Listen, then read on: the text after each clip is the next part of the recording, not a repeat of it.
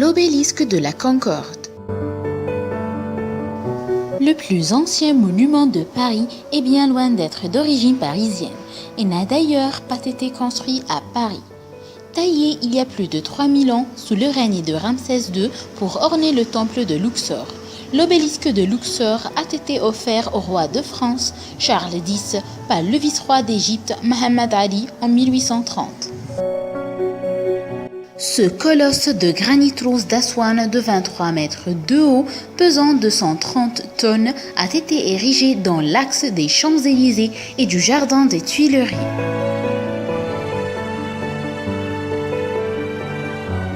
L'obélisque symbolise un rayon de soleil, en hommage au dieu du soleil Amun. Il établit un lien entre le monde des dieux et le monde des hommes. Tout en haut, on reconnaît d'ailleurs la figure de Ramsès II agenouillé, faisant une offrande au dieu Amun. Le voyage de l'obélisque de Luxor à Paris. Ce voyage a duré 7 ans. Pour ramener ce monolithe à Paris, les ingénieurs français allaient devoir construire un bateau capable de naviguer sur la Seine et sur le Nil. Sa longueur fut exagérée, 43 mètres, pour qu'il ne s'enfonce pas trop sous le poids de l'obélisque, et ses mâts mesuraient moins de 9 mètres pour pouvoir passer sous les ponts de la Seine. Son équipage était composé de plus de 130 hommes.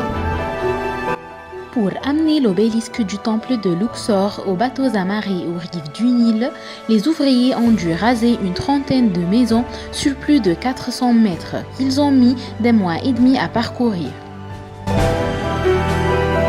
Construit à Toulon, le navire partit le 15 avril 1831.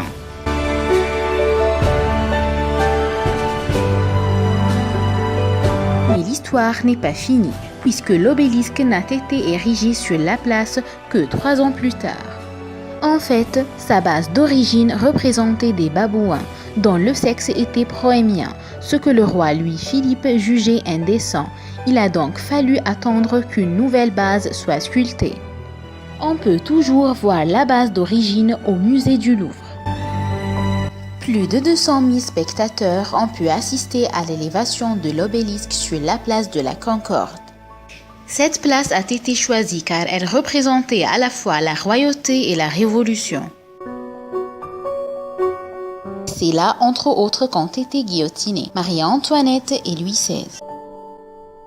L'obélisque, avec sa forme neutre, n'avait aucune connotation politique, mis à part celle de rapprocher symboliquement la France et l'Égypte. L'histoire de son déplacement a été ajoutée 3 ans plus tard sur les 4 côtés du piédestal. Et ce n'est qu'en 1998, sous la présidence de Jacques Chirac, que l'obélisque est coiffé d'une petite pyramide recouverte de feuilles d'or qu'on reconnaît aujourd'hui.